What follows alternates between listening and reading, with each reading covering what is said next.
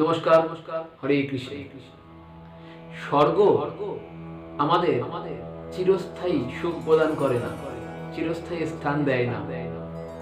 যদি কোনো ব্যক্তি পূর্ণ করে স্বর্গে যায়, তাহলে তার পূর্ণ সমাপ্ত হলে স্বর্গ থেকে তাকে পুনরায় এই পৃথিবী লোকে পাঠিয়ে দেওয়া হয়।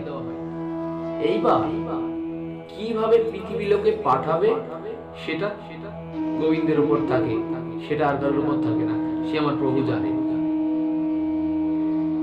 একটা কথা ভাববেন, এই জন্ম আর মৃত্যু এত কষ্টের, এত বেদনা, এত আতঙ্কের বিষয় যদি আপনারা জানেন, তাহলে এই জন্ম মৃত্যুর চক্রব্যূহ থেকে বাঁচার জন্য এখনই চেষ্টা করবেন, আজকের থেকেই চেষ্টা করবেন। সেই দিনটার কথা ভাবুন একবার। যমরাজ যখন যমরাজের দূত এই মানব শরীর থেকে জীবাত্মাকে টেনে বার করে, প্রচন্ড কষ্ট হয়, প্রচন্ড কষ্ট হয়। কেমন কষ্ট হয়?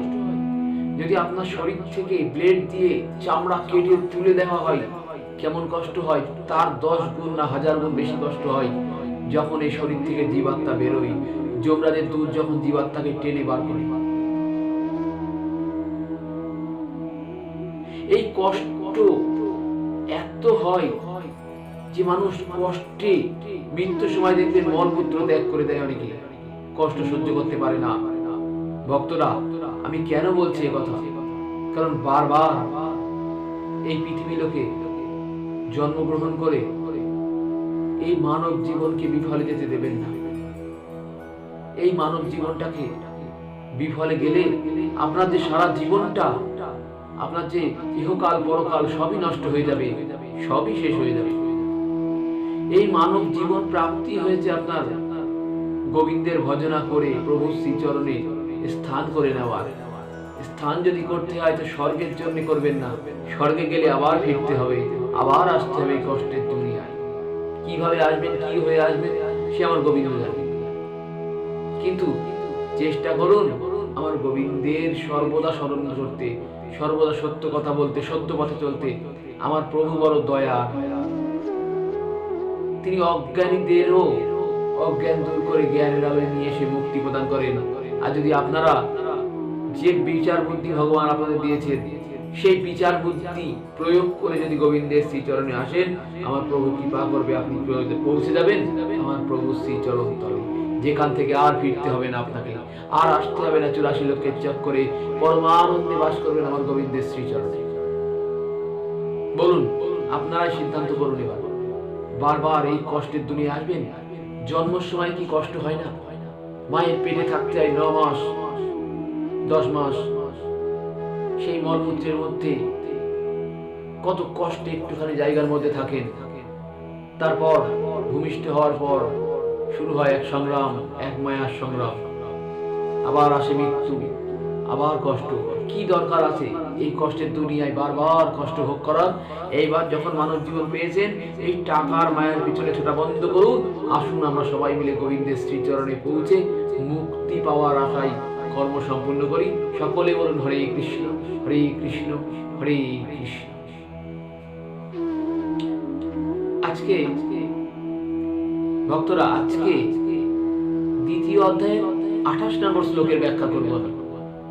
দ্বিতীয় অধ্যায়ের 28 নম্বর শ্লোক মনোযোগ দিয়ে শুনবেন। ভগবান অর্জুনকে বলছেন, অব্যক্ত দিনী ভূতানি ব্যক্ত মধ্যাহ্নে ভারত অব্যক্ত নিধনান্যেব তত্রকা পরিদেবনা। আবার বলছি, অব্যক্ত দিনী ভূতানি ব্যক্ত মধ্যাহ্নে ভারত অব্যক্ত নিধনান্যেব তত্রকা পরিদেবনা। অর্থাৎ অব্যক্ত দিনী মানে সকল প্রাণী জন্মের পূর্বে অপ্রকট ছিল।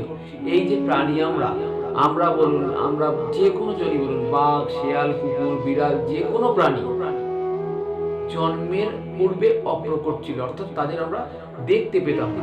যে সকল প্রাণী হতে গেল তাদের শোনা বা দেখা যায় কখন? এই প্রাণীদের জন্মগ্রহণ করার পর। তাই ভগবান বলছেন সকল প্রাণী জন্মের পূর্বে অপ্রকট ছিল। ব্যক্ত মধ্যাহ্নে ভারত, শুধু মধ্যভাগে দেখা গেছে, অর্থাৎ জন্মগ্রহণ করার পর এই প্রাণীদের দেখা গেছে, তার আগে পর্যন্ত কিন্তু দেখা যেত। বলছি অব্যক্ত নিধন আর নেব তত্রকা পরিদ্রেব না, মানে এই সকল প্রাণী মৃত্যুর পরেও কিন্তু অপ্রকট হয়ে যায়।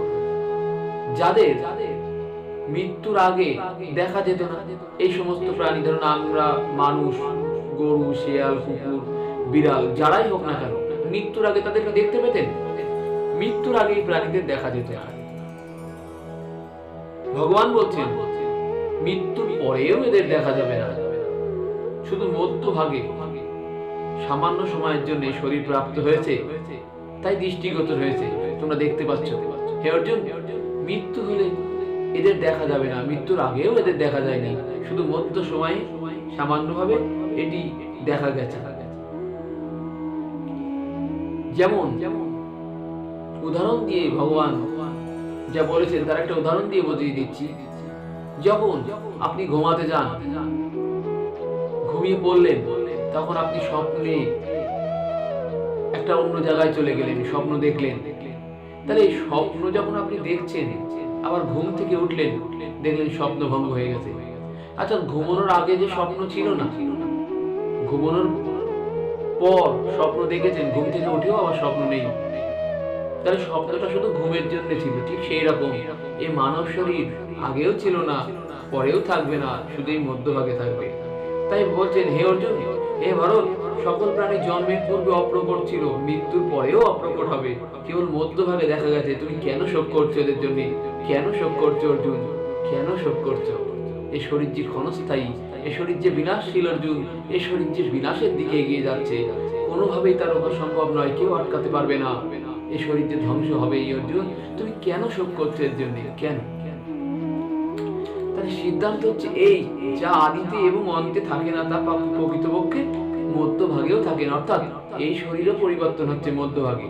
আমি প্রথমে বালক ছিলাম, শিশু ছিলাম, বালক হয়েছি, তারপরে আস্তে আস্তে যৌবন অবস্থা, এবার বৃদ্ধ অবস্থা। সুতরাং এই শরীরগুলো মারা গিয়ে নতুন নতুন শরীর হচ্ছে, এগুলো আমাদের দেখতে পাচ্ছি না, শুষ্ক রূপে হচ্ছে, তাই আমাদের নজরে দৃষ্টিগোচর হয় না। তাই ভগবান বলছেন যে প্রকৃতপক্ষে মধ্যভাগেও এই শরীরটা স্থায়ী রূপে থাকে না।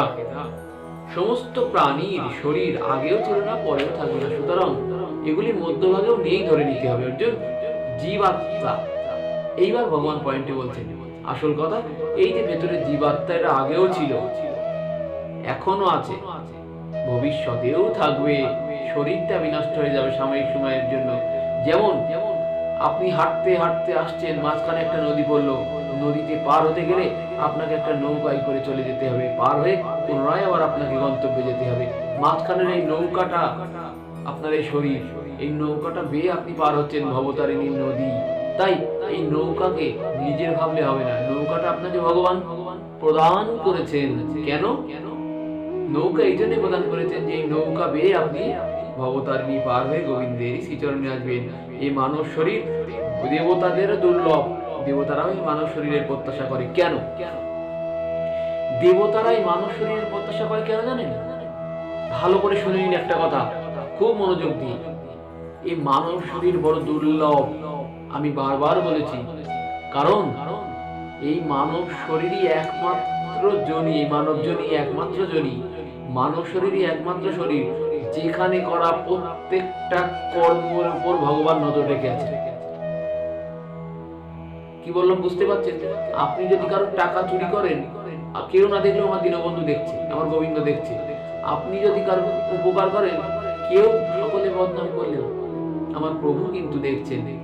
সুতরাং কাউকে দেখানোর দরকার নেই, কিচ্ছু করার দরকার নেই। আপনি সবসময় ভালো কর্ম করুন, ভালো কর্ম সম্পূর্ণ করুন, সময় পেলে গীতা ভাগবত করুন, শ্রবণ করুন, এবং গীতা ভাগ থেকে আপনি দেখবেন নিজের চরিত্র উন্নতি করার অনেক হাজার হাজার সাধন রয়েছে, আমার গোবিন্দ বলে দিয়েছে। সেইভাবে জীবনকে উপলব্ধি করুন আর জীবনে এই গীতার বাণীগুলোকে প্রবেশ করান, তাহলেই দেখবেন আমার গোবিন্দ প্রাপ্তি সহজ হয়ে গেছে, আমার গোবিন্দ আপনার সামনে এসে উপস্থিত হয়েছে। জোরে বলুন হরে কৃষ্ণ হরে কৃষ্ণ হরে কৃষ্ণ।